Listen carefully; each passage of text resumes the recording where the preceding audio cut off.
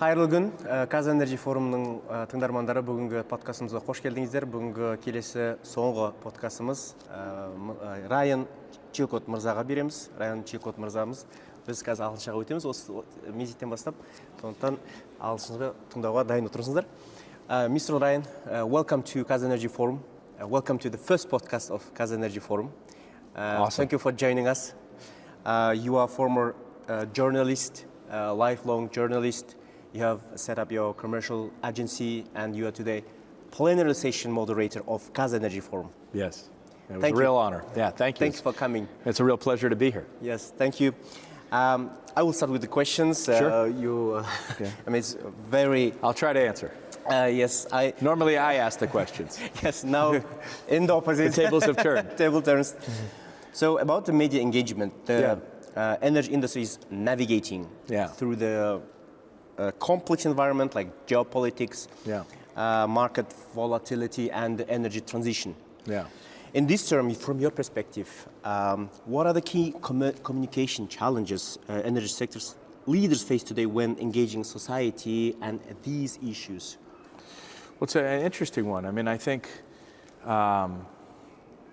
what I wanted to, it's not actually directly answering that question, but what I will say is that we have this strange situation where, at least in the United States, where the tables have completely turned, as I was saying earlier, right? Yeah. All of a sudden, the oil and gas industry is, the government in the United States is very supportive of the oil and gas industry. And everyone in, let's say, the renewable energy space, with the exception, interestingly, of geothermal, but everybody, generally speaking, in the renewable energy space, working on the energy transition, kind of now is a little bit of a bad guy in the United States. And so they have to change their language about how they talk about themselves, using words like sustainability, talking about climate change. These are things that they have to kind of reorient their language and talk about how, well, wind can not just be like good for the climate in the sense that it's not contributing hydrocarbons and but also it can be just in general a good way to generate energy, and it can be energy efficient, and it can be low cost. And so we've seen this huge shift where just a few years ago, companies were all about promoting what they're doing to effectively become net zero. Companies and countries. Yes. And now that's like something like haram. No one wants to talk about that. That's like so a big shift. So I think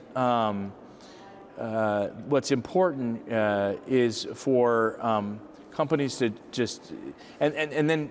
Sorry, I'm taking a while to answer this, but to answer the second part is because of the geopolitics. Yes. What we're seeing companies do is very much focusing what they do in how it helps their own government, right? Mm-hmm. Which is quite the change, because for a long while it was all about what you do for the world, and we had quite a united international community. But when we have such a fractious situation in the world, at least you see this in the United States, everybody's talking about how they can help the U.S. government, the American people, as opposed to just in general. So people have to kind of their companies are tailoring their language to their most important now stakeholder, which is their national government.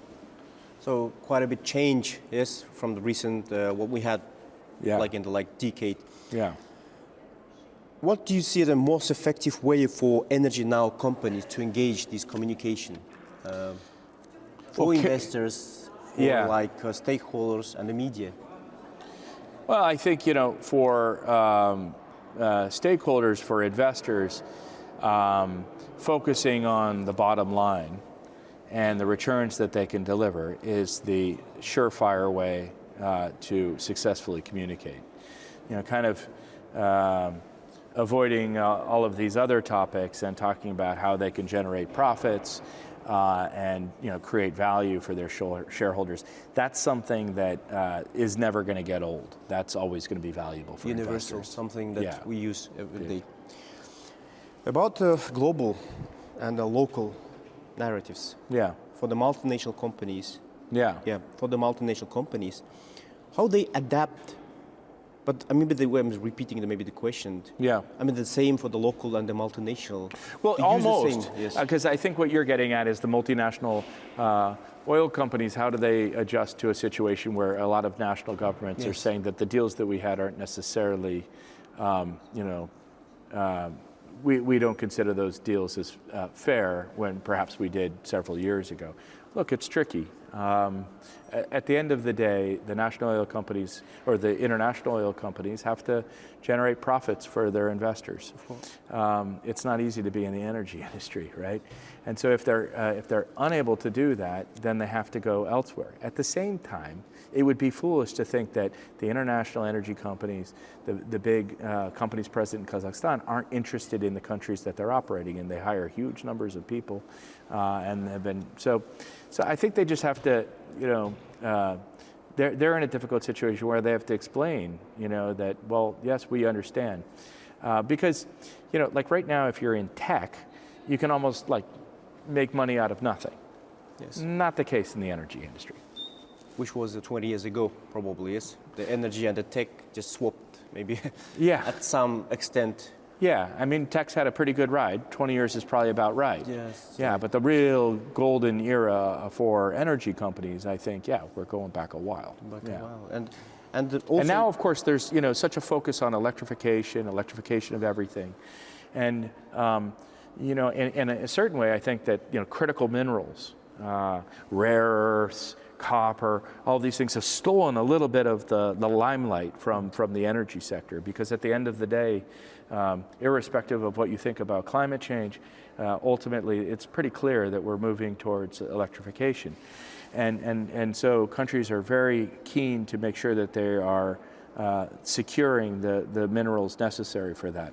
And in that space, it gets tougher to tell the energy story. Yeah, and definitely AI.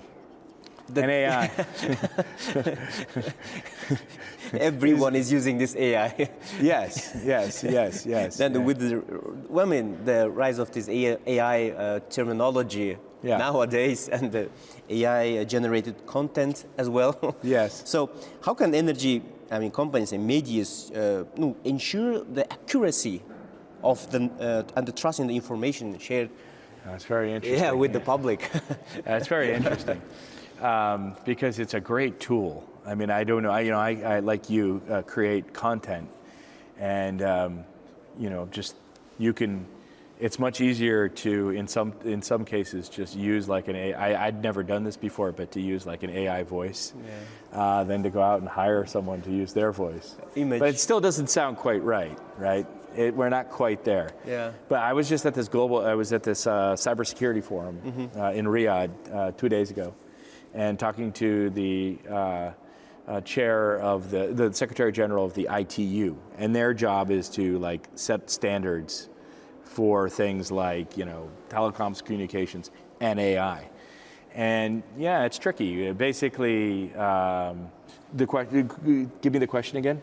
The question is about how to ensure the trust, because there is a lot of genuine and not genuine in communications. In communication, yes, there's a lot of generating videos, even video file, audio file.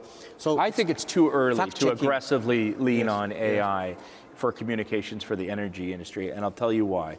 So, I'm in the communications industry. Okay, so what are we talking about when we talk about communications for energy companies? We're talking about like video production, as you talked about. Yeah, okay, it's just starting, right? So pictures, not really a problem. Voices, problem. Like it doesn't sound right, right? Written content, for like say LinkedIn posts and stuff like this, or it's not there yet. So I think that the most effective way for energy companies at this particular moment is to watch what's happening with artificial intelligence, but generally rely on people to create and share their stories. Content. Yeah. Content from real people. Real people. Produced in an authentic, and that's going to be old-fashioned way. For a while, yes. Well, I mean, content is like AI is developing so quickly, I can't tell you for how long that's going to be.